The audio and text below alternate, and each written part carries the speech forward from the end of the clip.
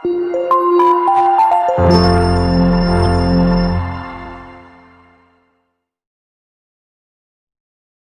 बार फिर सभी को नमस्कार। और ज्योमेट्री पोर्शन में उन बारीकियों को आज हम देखने वाले हैं जिन बारीकियों से आप बचपन से कुश्ती लड़ते चले आ रहे हो और अभी तक डरते हो। इसलिए ज्योमेट्री के उस पोर्शन को आज मैं टच करूंगा जो आपको अब 10th में ज्यादा जरूरत पड़ेगी। तो शुरू करते हैं 10th में जरूरत पड़ने वाले ज्योमेट्री पोर्शन। ध्यान करना, हम जो पढ़ रहे हैं वो वह चीज है जिससे कि आपको ज्योमेट्री 10th में अच्छी होगी।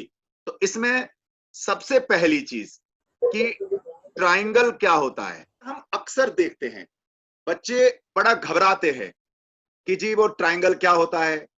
अब ट्राइंगल में एक सिंपल सी बात, जब भी हम किसी से पूछते हैं ट्राइंगल, आप में से जो बच्चा ट्राइंगल को बता सके अपना माइक अनम्यूट करे, बताए और म्यूट कर ले जल्दी। ट्राइंगल सर, ट्रायंगल वो होता है जिसकी 3 साइड्स होती हैं। ओके, अनम्यूट करो। अगला सर, जिसके हर एक एंगल 90 डिग्री का होता है और उसके तीनों कोणों का सम 180 डिग्री होता है। ठीक है, अनम्यूट करो। और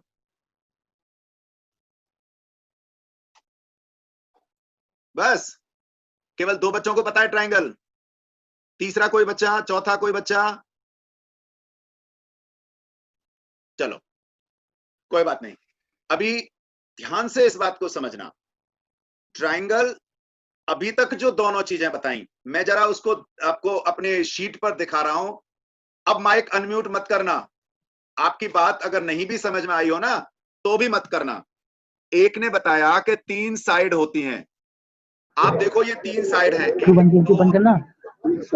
लेकिन ये ट्राइंगल नहीं कहलाता। आप भी जानते हो। हाँ, आपके अंदर की भावना बिल्कुल ठीक थी, मैं ये नहीं कह रहा हूं कि आप नहीं जानते, आप देख करके तो पहचान लेते हो, लेकिन बोलना नहीं आ रहा है। 3 साइड तो इसकी भी है, 3 साइड तो इसकी भी है, लेकिन हम इसे भी ट्रायंगल नहीं कह सकते क्योंकि देख लो 1 2 3 3 भुजा। एक ने बताया कि जिसके सभी एंगल 90 डिग्री हों। अब इनसे ये पूछो, अगर सभी एंगल 90 डिग्री होंगे और फिर कहता है कि जी तीनों एंगल्स का सम 180 हो, तो 90 प्लस 90 प्लस 90, भाई ये तो 270 हो गया। इसका मतलब क्या है, बच्चा बिल्कुल सही सोच रहा है लेकिन उसको अपनी बात को कहना नहीं आ रहा है। बच्चे की गलती नहीं है, उसने बिल्कुल ठीक सोचा। उसके दिमाग में दोनों बच्चों के मन में बहुत अच्छी बात है कि 3 भुजाएं हों लेकिन क्लोज फिगर हो। क्लोज फिगर कैसे? अगर हम क्लोज फिगर देखें तो ये हो गया क्लोज फिगर ट्रायंगल का, है ना। और देख लो, ये देख लो क्लोज फिगर, है ना। हो सकता है ना ऐसा, ऐसा भी हो सकता है, ऐसा भी हो सकता है, यानी कैसे भी हो सकते हैं। लेकिन मेन बात क्या है कि वो जो है वो हमारे पास ऐसा भी हो सकता है, कुछ भी हो सकते हैं, पर 3 साइड हो और 3 भुजाओं का क्लोज फिगर हो। दूसरी बात जो बच्चे ने बताई उसकी बाद की बात बिल्कुल सही थी कि तीनों एंगल्स का सम 180 हो। यहां तक भी हम मान लेंगे कि ट्राइंगल में तीनों कोणों का योग 180 डिग्री होता है, लेकिन ये नहीं मान सकते कि जी वो हर 90 डिग्री हो। अभी तो ये भी जरूरी नहीं है कि उनमें से कोई एक भी 90 डिग्री हो। इसलिए इस ट्राइंगल के हम टाइप्स ऑफ ट्राइंगल पढ़ते हैं। और टाइप्स ऑफ ट्राइंगल कैसे पढ़ते हैं? जैसे पहली मैंने अलग इनको किया, तो मैंने क्या किया, एक ऐसा ट्राइंगल लिया जिनके तीनों एंगल 90 से कम थे। जैसे मान लो एक था 70, एक था 80, एक था 30। आप देखो 70, 80 और 30 तीनों 90 से कम हैं, लेकिन इन तीनों का प्लस अगर आप करो तो 180 होता है। इसका मतलब जब तीनों एंगल 90 से कम हैं लेकिन तीनों का टोटल तो 180 है, क्लोज फिगर तो है, ये 2 कंडीशन अगर हमें दिखाई दे रही हैं तो, और एंगल सब 90 से कम है, तो ये कहलाता है एक्यूट एंगल ट्राइंगल, न्यून कोण त्रिभुज, एक्यूट एंगल ट्राइंगल, क्योंकि ऑल एंगल्स जो हैं वो एक्यूट हैं। लेकिन वहीं पर अगर कोई ऐसा ट्रायंगल हो जाए जिसमें एक एंगल 90 डिग्री का हो, मान लो ये 90 डिग्री है। अब अगर ये 90 डिग्री है तो निश्चित तौर पर इन दोनों एंगल्स का टोटल भी 90 होगा, क्योंकि टोटल तो 180 आना है। जब टोटल 180 आना है, एक 90 है, तो बाकी दोनों का प्लस भी 90 होगा। अक्सर जब हम बच्चों से पूछते हैं, पता है बच्चों के माइंड में क्या था, अच्छा जी बाकी 45 के हो जाएंगे। अरे क्यों हो जाएंगे भाई 45 के? कोई जरूरी है कि दोनों बराबर हों? क्या ऐसा नहीं हो सकता कि एक 50 हो एक 40 हो? हाँ, ये गारंटी है। गारंटी कौन सी है? एक गारंटी है कि ये जो एंगल होंगे, रिमेन्स टू एंगल्स, उनका सम 90 होगा। ये गारंटी हम दे सकते हैं। क्यों? क्योंकि ट्रायंगल्स के तीनों एंगल्स का सम 180 होता है, और जब ट्रायंगल्स के तीनों एंगल्स का सम 180 होता है, एक एंगल 90 मुझे दे दिया, तो गारंटी है कि ये दो एंगल्स का सम 90 होगा। लेकिन मैं नहीं कह सकता, हो सकता है एक 10 हो एक 80 हो सकता है एक 20 हो दूसरा 70 हो, कुछ भी हो सकता है। और हाँ, ये भी ऐसा कोई मना नहीं है, अगर इक्वल है दोनों, अगर दोनों एंगल इक्वल हैं ये, तो 45 भी हो सकते हैं। लेकिन जब तक गिवन नहीं हो तब तक ज्योमेट्री में कभी भी आप देख करके मत अंदाजा लगाना। कई बार बच्चे देख के अंदाजा लगा लेते हैं कि जी हमें दिख रहा था इसलिए मान लिया। ज्योमेट्री में देख के अंदाजा नहीं लगाया जाता। और तीसरे टाइप का ट्रायंगल, अगर कोई एंगल 90 से ज्यादा हो, जैसे मान लो एक, हाँ, ये 90 वाला एंगल कहलाता है राइट एंगल ट्रायंगल। 90 वाला कहलाया राइट एंगल ट्रायंगल। और अब इसमें मान लो ये एंगल है आपका 120 डिग्री। अब कुछ चीजें ध्यान से समझना, अगर ये 120 है और ट्रायंगल्स के तीनों एंगल्स का सम तो 180 होता है, इसका मतलब बचे कुचे दोनों एंगल्स का टोटल हमारे पास होगा 60। अब अगर बचा कुचा 60 है, यानी इन दोनों का टोटल 60 है, तक तो क्या कोई एक एंगल 90 का हो सकता है क्या? हो ही नहीं सकता। क्यों नहीं हो सकता? क्योंकि अगर एक एंगल 90 का होगा तब तो ये टोटल मिलाकर के 180 से ज्यादा हो गया।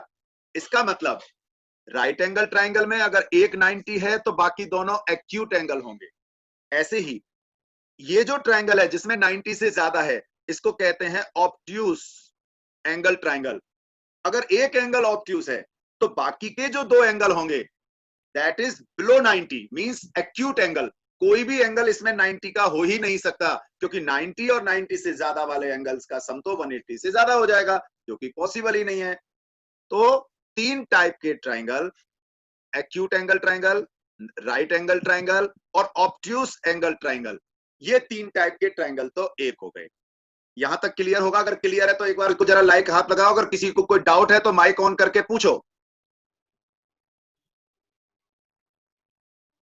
चलो, ज्यादातर का आ रहा है, ठीक समझ में आ रहा है। कुछ को शायद लाइक करना नहीं आता है, बाकी बहुत बढ़िया बहुत बढ़िया।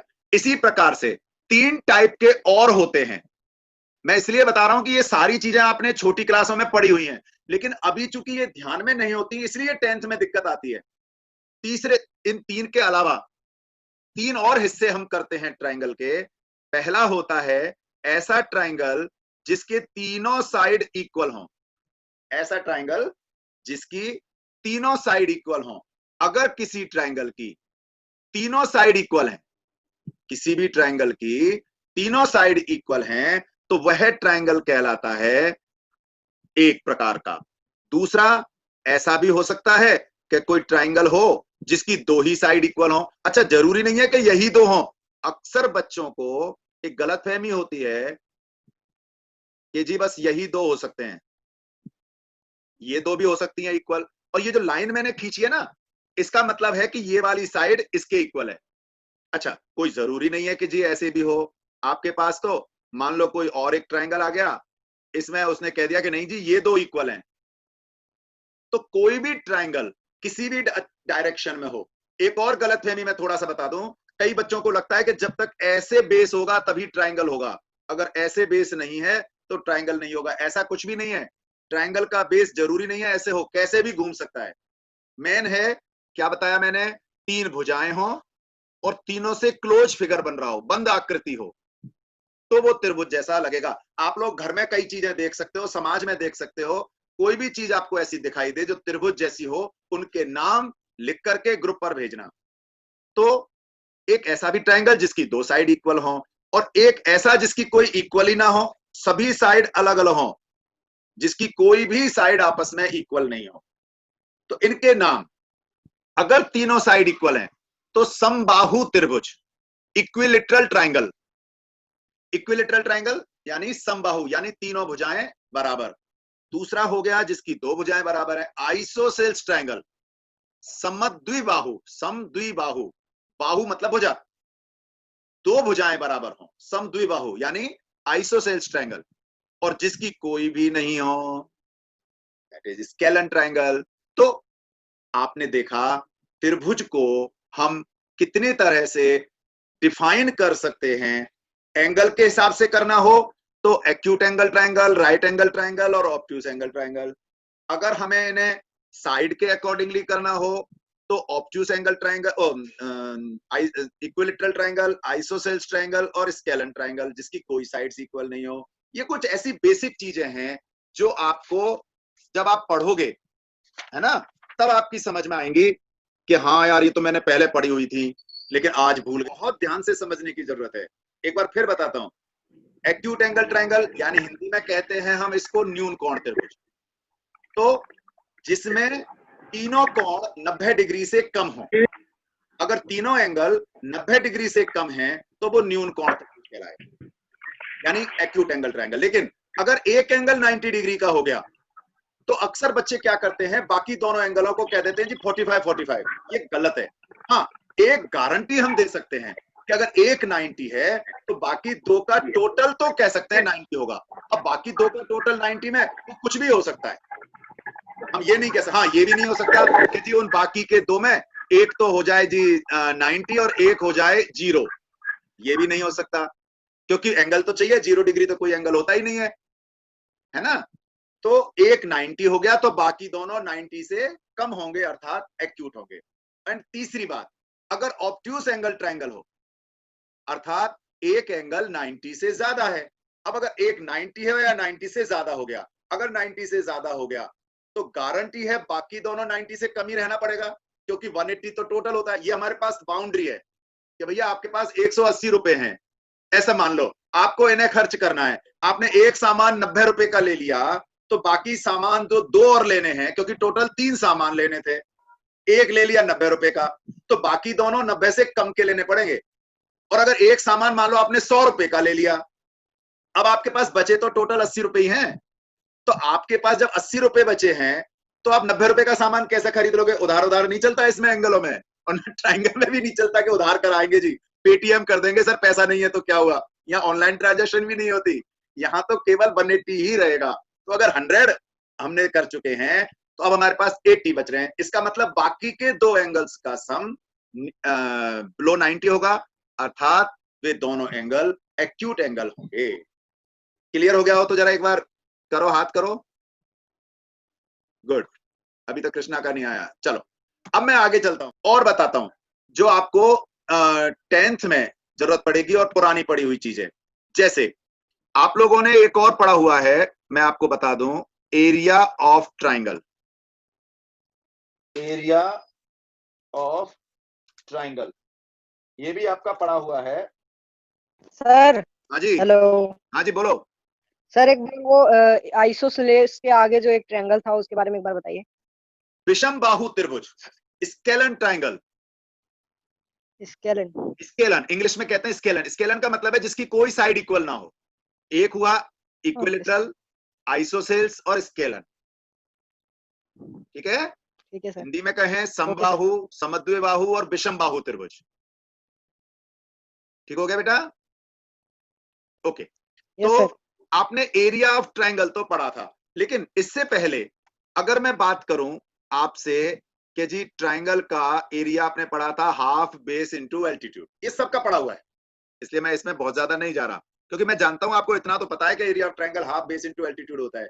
अब बेस ये हो गया बीसी, ऑल्टीट्यूड ये हो गया, तो नेचुरली एरिया हो गया हाफ बीसी इंटू एडी।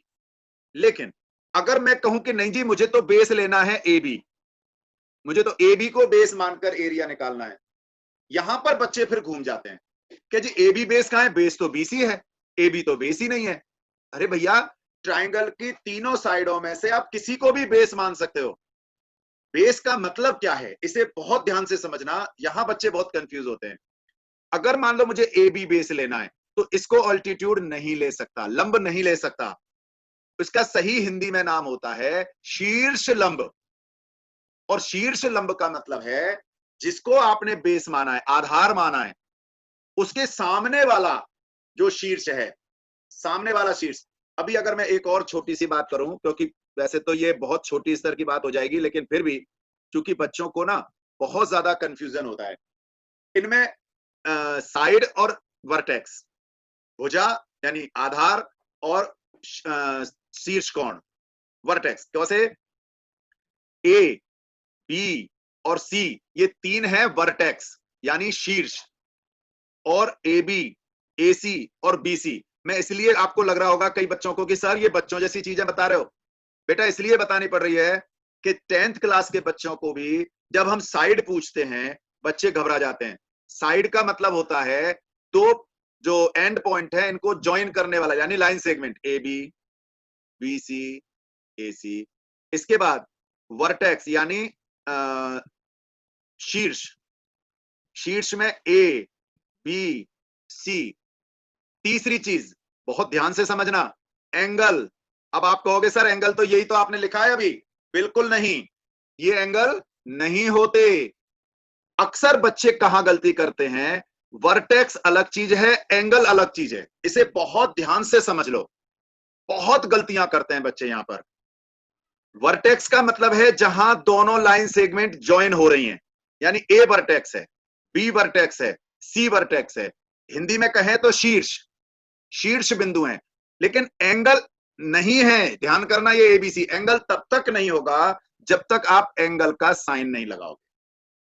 अगर एंगल का मतलब होता है जहां दो लाइन सेगमेंट ज्वाइन हो रही है ना, तो अगर मान लो मैंने लिखा एंगल ए, तो एंगल ए का मतलब ये नहीं है। बहुत सारे बच्चों को गलतफहमी है, एंगल ए का मतलब ये, कतई गलत।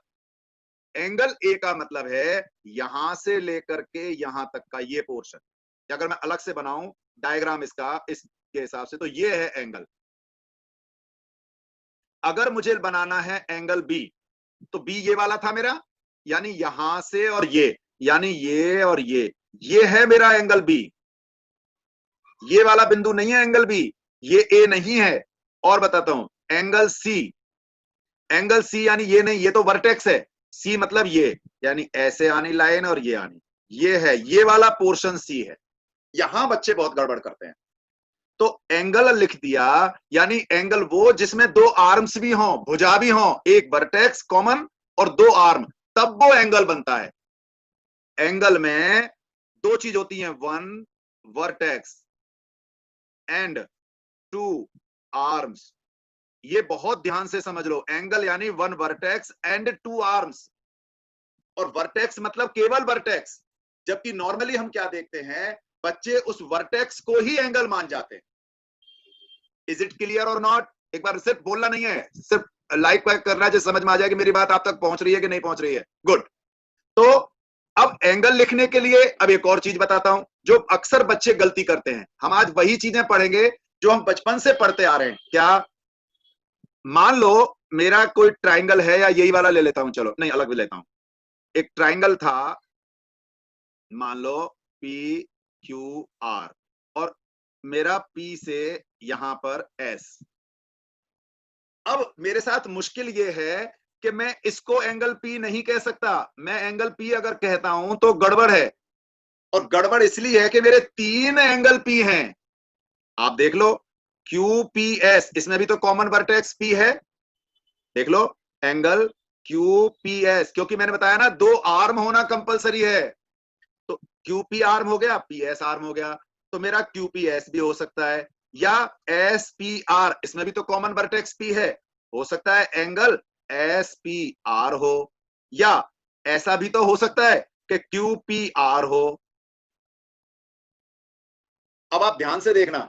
हाँ, कुछ बच्चे हंसी मजाक में कह सकते हैं कि जी अब जैसे यहां था कि जी बी ए सी कहें या सी ए बी कहें, जी हम क्या कहें बताना? अरे भैया दोनों ही एक ही बात है, चाहे आप BAC कहो या CAB। क्यों एक ही बात है? क्योंकि फिर से यही एंगल की डेफिनेशन जो बचपन में खूब पढ़ाई जाती है लेकिन उस समय ध्यान नहीं दिया जाता। एंगल यानी 2 आर्म्स, 2 भुजाएं और एक वर्टेक्स। आप मुझे बताओ, अगर मैं BAC कहूं या CAB कहूं, भुजा तो AB और AC रहेगी या भुजा बदल जाएगी? नहीं बदलेगी। BAC कहूंगा तब भी भुजा BA और AC, CAB कहूंगा तब भी भुजा CA और AB। क्या फर्क पड़ गया? कॉमन वर्टेक्स A रहा। लेकिन यहां फर्क पड़ता है QPS, यानी QP साइड और PS साइड। हाँ, इसको अगर मैं कहता हूं SPQ, वो सेम बात होगी, क्योंकि SPQ कहें या QPS कहें एक ही बात है। लेकिन यहां SPR, एक साइड SP हो गई तो दूसरी PR हो गई, या अलग ही साइड हो गई इसकी एक। और अगर हम कहेंगे QPR, एक साइड QP हो गई, दूसरी साइड PR हो गई। इसका क्या मतलब हुआ? बहुत सिंपल सा, कि एंगल में अगर मैंने केवल एंगल P लिखा तो मैं क्लियर नहीं कर सकता कि वो ये वाला एंगल है, एंगल वो जिसमें आर्म्स हो। ध्यान करो, ये नहीं है एंगल, ये वाला एंगल है, ये वाला एंगल है, या ये वाला एंगल है, नहीं पता लगेगा। इसलिए जब भी कभी एक से ज्यादा, यहां कह सकते हो क्योंकि यहां पर एंगल A केवल एक सिंगल है, एंगल B अकेला है, एंगल C अकेला है, लेकिन यहां पर एंगल P, हाँ एंगल Q कह सकते हो, एंगल R कह सकते हो। क्यों? क्योंकि Q कोई किसी और भुजाओं का कॉमन आर्म, कॉमन वर्टेक्स नहीं है। R भी किसी और का नहीं है। हाँ, अगर ध्यान से देखो, S नहीं कह सकते। क्यों? क्योंकि QSP अलग हो गई और RSP अलग हो गया, इसलिए इसको केवल एंगल S नहीं कह सकते। फिर रिपीट कर रहा हूं, एंगल में जब भी बोले एंगल वर्ड लगाना कंपलसरी है। दूसरी बात, अगर एक ही वर्टेक्स से 2 एंगल बन रहे हो, जैसे P से तो 3 बन रहे हैं, 1 2 और 3, S से 2 बन रहे हैं, QSP और RSP। वर्टेक्स हमेशा बीच में होता है एंगल के, साइड में नहीं होता। आप एंगल S को SPR नहीं कर सकते, अगर SPR कहा तो बीच वाला एंगल।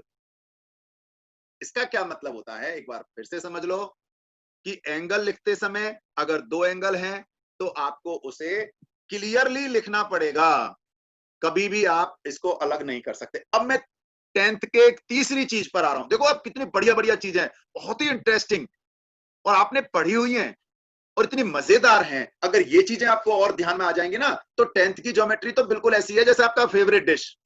जैसे अब आपको लगता है कि जी हम तो इतना बड़ा लिखें जी, बहुत बड़ा हो जाता है। अरे भैया, तो इसका और सिंपल तरीका बता देते हैं। आपको क्या करना है, ऐसे बनाना और इस पर लिख देना 1, ऐसे बनाओ, लिख दो 2, और आपने अगर इस पूरे को बनाया और लिख दिया 3। अब इसका क्या मतलब है, QPS, यानी आप इसको लिख सकते हो एंगल 1। एंगल 1 अब कोई और नहीं है, केवल इतना सा है।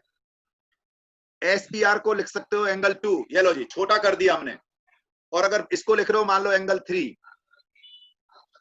अर्थात आप लोग कैसे भी करके क्लियर पिक्चर अपने माइंड में बनाओ, तब जा करके इसमें आनंद भी आएगा आपको, और ये छोटी छोटी जो बेसिक चीजें हैं वो समझ में आएंगी। एक और बेसिक चीज आपको ध्यान दिलाता हूं, और मैं इसलिए ध्यान दिला रहा हूं, फिर से बता रहा हूं कि 10th आपकी बहुत ही आसान है। बस आपको नहीं आते या नहीं ध्यान है तो बचपन की छोटी सी चीजें। ये मेरा ट्राइंगल है, कोई PQR। अब यहां पर अगर मैं ध्यान से देखूं तो मैं P से अगर हर बच्चे को ध्यान रखना है, ये जो अनाउंसमेंट आप सुन रहे हो बाहर गली में हो रहा है, क्या भैया सभी बच्चे घर में रहो। मैं मानता हूं घर में रह करके कई बच्चे पक गए हैं, कई बच्चों को ऐसा लगता है कि यार हमें आजादी चाहिए। बेटा, अपने जीवन से ज्यादा बड़ी आजादी और कुछ नहीं होती। जान है, सुरक्षित है, जहां भी है सुरक्षित रहो।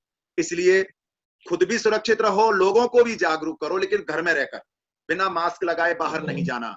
अपने घर में कोई भी एंड्रॉइड फोन हो, उस पर आरोग्य सेतु ऐप, हर बच्चा अपने माँ बाप भाई बहन जितने भी एंड्रॉइड फोन है सब में आरोग्य सेतु ऐप जरूर डाउनलोड करवा लो। अगर कल रखिए, बहुत बढ़िया, अगर इन सब चीजों पर ध्यान दोगे ना बेटा, तो ये बहुत ही अच्छा आप सबके लिए रहेगा। चलो अब वो माइक वाला चला गया है, लेकिन हम सब भी अलर्ट रहे। को बता रहा था, एक ट्राइंगल है PQR।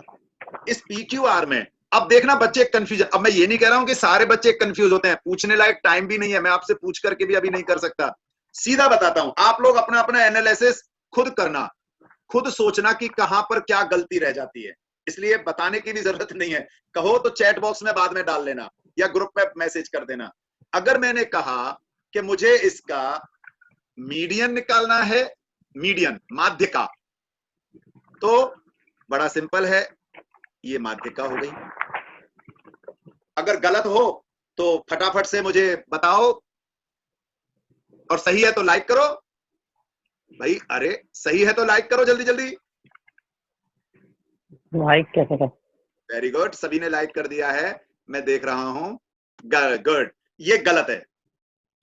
अच्छा मत करो अब लाइक, ये गलत है, ये गलत है बेटा। माध्य का मीडियन यानी मिड पॉइंट को ज्वाइन करने वाली लाइन। आप बताओ क्यूआर का ये मिड पॉइंट है क्या? एस नहीं है। अब देखो जिसने लाइक नहीं किया ना वो बड़े खुश हो रहे होंगे कि देखो जी हमने नहीं करा था लाइक।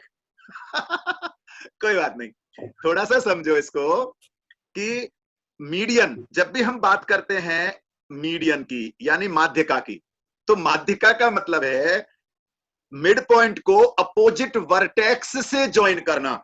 अपोजिट वर्टेक्स यानी क्यूआर का मिड पॉइंट कम से कम एस तो नहीं दिख रहा तुम्हें, तो लगभग अगर मिड पॉइंट देखूं तो यहां होगा, तो इसको मैं दे देता हूं टी नाम। तो अगर मैं पीटी, अब ध्यान करो क्यूआर का अपोजिट वर्टेक्स, वर्टेक्स एंगल नहीं, ध्यान करना, क्यूआर का अपोजिट वर्टेक्स पी है। अगर मैं पी को टी से ज्वाइन करूं तो ये कहलाएगी माध्यिका। क्लियर हुआ? माध्यिका यानी मीडियन मतलब मिड पॉइंट को, साइड की मिड पॉइंट को अपोजिट वर्टेक्स से ज्वाइन करना। अगर मैं पीआर की मीडियन, पीआर पर मीडियन बनाना चाहता हूं तो पीआर का पहले मिड पॉइंट बनाऊंगा, इसको नाम दे दिया मान लो मैंने एम, इसका अपोजिट वर्टेक्स है क्यू, तो मैं क्यू को यदि मैं यहां ज्वाइन करता हूं इस एम से, तब ये जाकर के मीडियन कहलाएगा। So median means join midpoint to their opposite vertex. Midpoint of any side join their opposite vertex, वो मीडियन होता है। तो फिर सर ये क्या था, आपने ध्यान नहीं किया, मैंने ये निशान भी लगा दिया था, और ये निशान 90 डिग्री का होता है। 90 डिग्री जी, तो ये पीएस जो था ना, पीएस वो था। सर मुझे लगा ना, नहीं लगाओ मत, अभी अभी अभी लगाओ मत, लगा तुमको ही नहीं बहुतों को लगा था, पर माइक ऑन मत करो, अभी थोड़ी देर बात करना, करेंगे डिस्कस। चूंकि ये 90 डिग्री का निशान भी था, इसका मतलब ये था एल्टीट्यूड, अर्थात शीर्ष लंब, यानी इस साइड पर इसके अपोजिट जो वर्टेक्स है पी, वहां से परपेंडिकुलर, परपेंडिकुलर कहें, शीर्ष लंब कहें, लंब कहें, है ना, अल्टीट्यूड, यानी ये पीएस 90 डिग्री का। तो इसका मतलब किसी भी एक ट्राइंगल में ऑल्टीट्यूड और मीडियन अलग अलग होते हैं, यहां तक क्लियर हुआ हो। लेकिन असली चीज क्या है, अगर ये समझ में आया हो, जो अब 10th में जरूरत पड़ेगी, मैं 3 ट्राइंगल बनाता हूं अलग अलग। अच्छा ट्राइंगल भी ना मैं स्पेशल बनाता हूं यार, ये तुम्हारे वो पैटर्न वाले नहीं बनाता, ऐसे बनाता हूं। एक ट्राइंगल ये हो गया, ओके जी, और एक ट्राइंगल ऐसे ले लेता हूं अलग, एक ट्राइंगल ऐसे ले, और एक सीधा सीधा भी ले लेते हैं यार। आप कहोगे सर एक आध सीधा भी तो रख लो, क्योंकि हमें पहले समझ में तो सीधे से ही आएगा। चलो ये 4 ट्राइंगल ले लेते हैं। अगर मुझसे कहा जाए कि मान लो ये है ए बी सी, मुझसे कहा गया कि ए से परपेंडिकुलर बनाओ, तो मैं क्या करूंगा, ए से 90 डिग्री बनाऊंगा।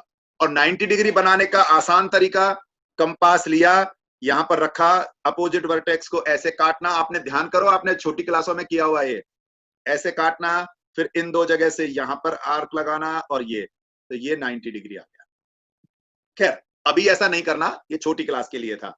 यहां से सीधा आ गया, बस मेन क्या ध्यान करना है, आप चाहें तो डी से चेक कर लेना लाइन ड्रॉ करके कि वो सीधा 90 डिग्री बन रहा है कि नहीं बन रहा।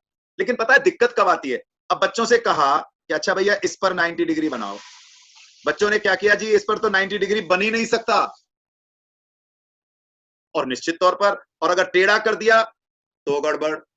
तो ऐसे में जब ऑल्टीट्यूड बनाया जाता है, ये आपके 8th और 9th में था, तो चूंकि ऑल्टीट्यूड का मतलब होता है वर्टेक्स की साइड के बीच की परपेंडिकुलर डिस्टेंस, वर्टेक्स और अपोजिट साइड के बीच की परपेंडिकुलर डिस्टेंस। और 9th में जब आपने पैरेलल लाइन पढ़ी थी तब आपने बहुत सुंदर पढ़ा हुआ था कि चाहे ट्राइंगल यहां हो, चाहे ट्राइंगल ऐसे हो, चाहे ट्राइंगल ऐसे हो, कैसे भी हो, या कोई और नया ट्राइंगल हो, इन सबके वर्टेक्स सेम होंगे। क्यों? क्योंकि वे सभी पैरेलल लाइन के बीच में हैं। तो पैरेलल लाइन के बीच में है तो सभी का जो परपेंडिकुलर डिस्टेंस है यानी सभी में परपेंडिकुलर इक्वल है। ये 9th क्लास की चीज थी, इसको बाद में ले लेंगे। फिलहाल अगर हम देखें तो यहां से तो खिंच नहीं रहा है लाइन, तो हम क्या करेंगे, इसको आगे बढ़ाते हैं, आगे बढ़ा करके और फिर परपेंडिकुलर हमने ड्रॉ किया। तो मान लो ये था मेरा पी क्यू आर और यहां एस आया, तो ये जो पी एस है वो पी आर क्यू का परपेंडिकुलर होगा। ध्यान करो, पी एस ट्राइंगल के बीच में नहीं आ रहा है, लेकिन उसके बावजूद ये पी एस इस परपेंडिकुलर, अगर इसको लिखें तो हम लिखेंगे P S perpendicular R Q. P S ये परपेंडिकुलर का साइन किस पर, आर क्यू पर। यहां तक क्लियर हुआ हो? क्यों सर ये सभी एंगलों में बनाना जरूरी है? नहीं, जिसमें जरूरत है। अभी कहां जरूरत है वो बाद में पढ़ेंगे, फिलहाल तो हम ये देख रहे हैं कि परपेंडिकुलर होता क्या है। देखो दो चीजें हैं, एक होता है कि हमें कब करना पड़ेगा, पड़ेगा शब्द आते ही ऐसा लगता है हाय राम कहां फंस गए, और एक होता है कि नहीं जी अगर मुझे जरूरत पड़ जाए तो मैं कहां कर सकता हूं, यहां खुशी खुशी नजर आता है। अच्छा जी अगर यहां जरूरत पड़ी तो हाँ हाँ मैं कर लूंगा ना, क्योंकि मुझे उसका बेसिक कॉन्सेप्ट पता है। तो यहां हम जो डिस्कस कर रहे हैं वो एक्चुअली में बेसिक कॉन्सेप्ट पर डिस्कस कर रहे हैं, और उस बेसिक कॉन्सेप्ट पर जो मेन है वो ये है कि यदि हम अपोजिट वर्टेक्स से, और अगर इस पर किसी पर मान लो यहां पर मुझे परपेंडिकुलर बनाना, मुझे पता है अगर मैंने यहां से ज्वाइन किया तो टेढ़ा जाएगा, तो मैं क्या करूंगा, इसको आगे बढ़ा लूं, पहले पहले सीधा सीधा, फिर देखें कि यार यहां से ऐसे आएगी ना वो 90 डिग्री होगा। तो ये वाला जो परपेंडिकुलर है ये इस ट्रायंगल के इस वर्टेक्स से परपेंडिकुलर होगा। लेकिन यहीं पर अगर मुझे यहां से परपेंडिकुलर ड्रॉ करना है तो अपोजिट में मैं सीधा सीधा खींच दूंगा तो ये 90 डिग्री हो जाएगा। फिर समझ लो कोई भी 90 डिग्री जो आपको अब 10th में जरूरत पड़ेगी, अपोजिट में अगर कोई सिंपल ट्रायंगल है तब तो दिक्कत नहीं आती है कि ठीक है जी ये हो गया, लेकिन अगर यहीं पर मुझे यहां से परपेंडिकुलर ड्रॉ करना पड़ा तो ठीक है। लेकिन वहीं अगर ये ट्रायंगल ऐसे हो जाए, इसको एक बार दूसरे पेज में समझते हैं। मान लो कि मेरे पास ऐसा कोई ट्रायंगल है ना, और यहां एक और लाइन भी है ऐसे, यहां पर कोई मेरा डी पॉइंट है, ये ए बी सी है। अगर मुझे इस, चलो यहां एफ है ना, मुझे इस डी से यहां पर परपेंडिकुलर ड्रॉ करना है, और लेकिन मुझे क्या करना है, इस छोटे ट्रायंगल में भी करना है और इसे भी ज्वाइन कर देता हूं, और एफ बी डी पर भी कर रहा है। छोटी सी चीज समझना, ए बी लाइन हो, लाइन सेगमेंट हो, ए एफ हो या एफ बी हो, डी से परपेंडिकुलर 90 अलग अलग तो जा ही नहीं सकता, 90 डिग्री तो सेम रहेगा। तो अगर यहां से मैंने 90 डिग्री बनाया तो ये 90 degree A F D triangle का भी कहलाएगा। यही डीपी कर देता हूं, ये जो डीपी है ये ए एफ डी ट्रायंगल का भी कहलाएगा। यही डीपी बी डी एफ का भी कहलाएगा, क्योंकि डी से परपेंडिकुलर ड्रॉ कर रहे हैं। तो डी से परपेंडिकुलर ड्रॉ कर रहे हैं तो परपेंडिकुलर तो यानी 90 डिग्री तो एक ही रहेगा, अलग अलग नहीं हो सकता। और ए बी डी इस पूरे ट्रायंगल का भी परपेंडिकुलर यही कहलाएगा। एक बार और समझ लो, फिर से समझाता हूं, और अब ट्रायंगल में सीधा सीधा बनाता हूं, और ये मीडियन है, मान लो पी क्यू आर एस, और यहां से मैंने एक टी परपेंडिकुलर बनाया, तो ये जो पीटी परपेंडिकुलर है ना ये पूरा क्यूएस पर बन रहा है। ध्यान करो, पीटी परपेंडिकुलर, अगर मैं बात करूं केवल पी क्यू टी ट्रायंगल की तब भी ये पीटी परपेंडिकुलर है इसके लिए। मैं बात करूं पी क्यू आर की उसके लिए भी पीटी है। मैं बात करूं पीटी आर की इसके लिए भी परपेंडिकुलर ये है। मैं बात करूं पीटी एस की उसके लिए भी यही है। हम बात करें पी आर टी, ध्यान करो इस ट्रायंगल के लिए तो इस ट्राइंगल पर भी अगर P से परपेंडिकुलर हम देखेंगे तो वो यही देखेंगे, क्योंकि यहां नहीं जा सकता। 90 डिग्री तो फिक्स है, 90 डिग्री चेंज नहीं हो सकती।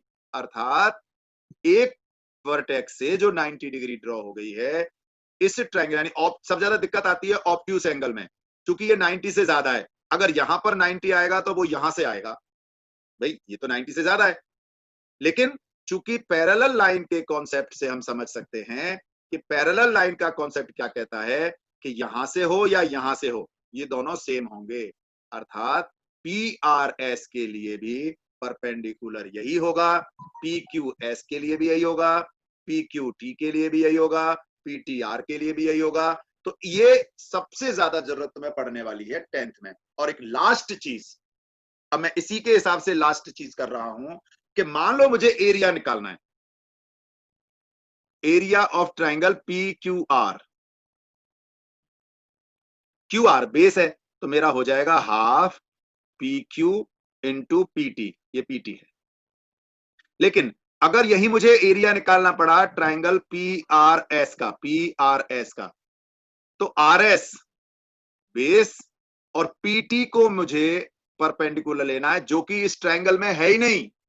इस ट्राइंगल में नहीं आता है PT, लेकिन लेना क्यों पड़ेगा? क्योंकि P से परपेंडिकुलर तो यहां आ रहा है, पहली चीज।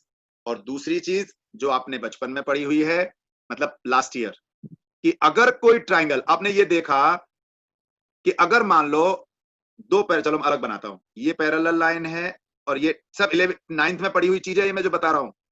एक ट्राइंगल आपका ये था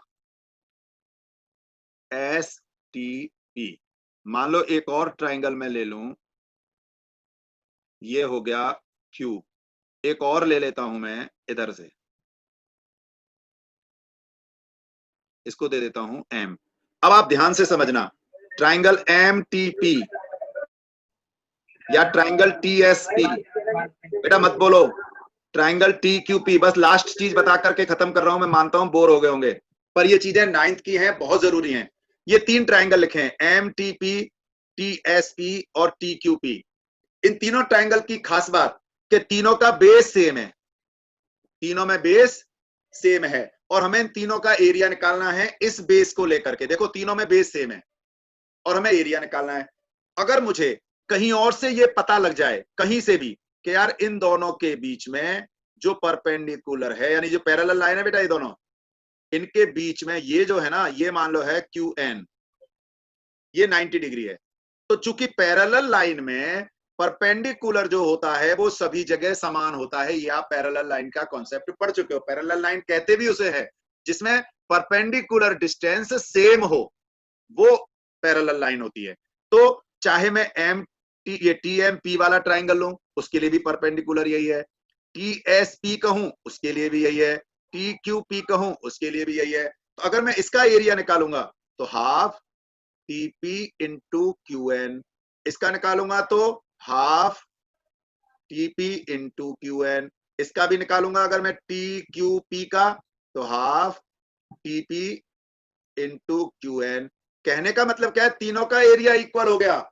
इट मींस, इसका मतलब क्या हुआ? अगर आपने सब ध्यान से देखा हो तो इसका मतलब हुआ कोई भी दो ट्राइंगल या दो से ज्यादा ट्राइंगल अगर पैरेलल लाइन के बीच में हो और उनका बेस समान हो, फिर समझ लो दो या दो से ज्यादा ट्राइंगल जो एक ही बेस पर हो, है ना, और जो पैरेलल लाइन के बीच में होंगे तो उनका एरिया इक्वल। जिसको, ये ऐसी बेसिक चीजें हैं जिन्हें आपको एक बार नहीं सुनना है और फास्ट फॉरवर्ड करके तो कतई मत सुनना।